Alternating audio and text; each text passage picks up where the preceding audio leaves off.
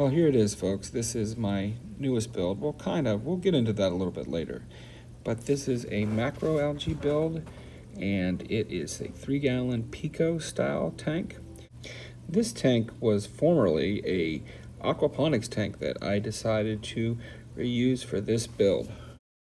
So my profession is I am a elementary school teacher.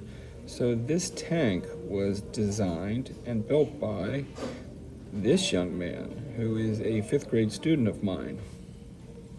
So since this is a macroalgae tank, the current macroalgae that I have in the tank is dragon's breath.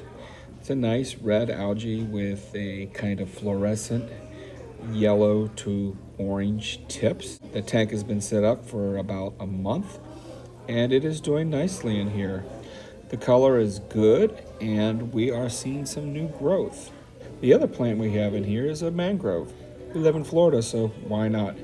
The mangrove has rooted into the soil and is growing and healthy. The soil or substrate I decided to use was Carob Sea's Refugium mud. I decided to use this because of the mineral content found in the Refugium mud. I hope that this will help the macroalgae and mangrove grow. So now on to the livestock.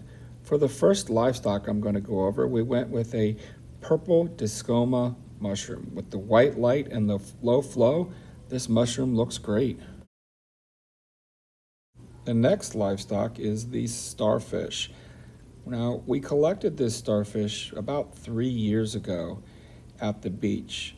It's been in several tanks. It does like to eat corals, especially zoanthids. Hopefully the mushroom will be okay. And the centerpiece as far as livestock goes in this tank is this coral banded shrimp. This is one of the golden coral banded shrimps. He or she is very healthy and happy. In a Pico tank, it's great seeing these animals because they do tend to come out more because of the lack of predation in the tank. And this banded shrimp likes to hang in the overhang, but does come over, and here we can see him displaying a side-to-side behavior. I've just put some food into the tank, so he is out kind of going side to side. I don't know what that behavior means, but it's very interesting nonetheless.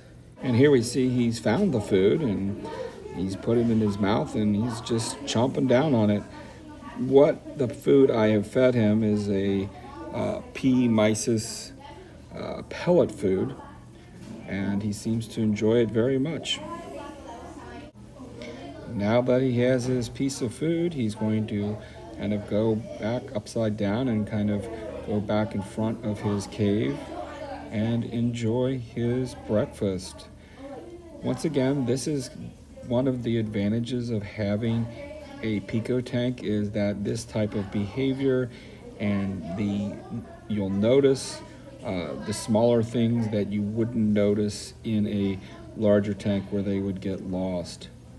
It's very fascinating, I think, to just watch the little hands and claws kind of go and watch him kind of manipulate the food. So this is, once again, one of the great things about having a Pico tank, is that you get to observe these behaviors that in a larger reef tank would go unnoticed.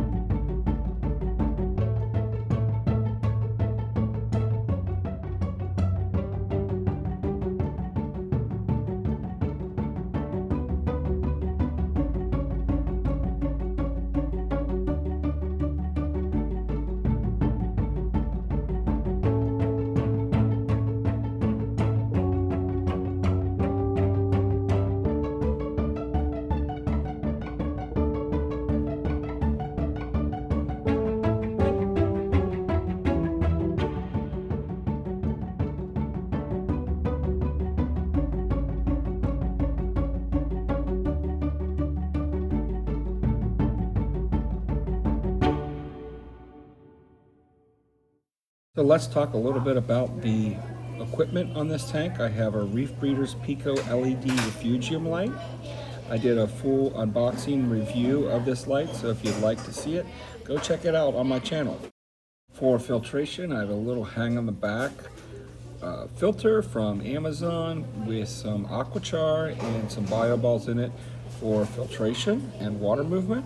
So I do have some nuisance algae, which is expected at this time of the tank's maturity. I do have a couple hermit crabs for that cleanup. So thank you for watching. If you found this video interesting and you like my content, give this video a like, subscribe to my channel, and I will continue to update this tank as it progresses throughout the years. Thanks for watching. Peace.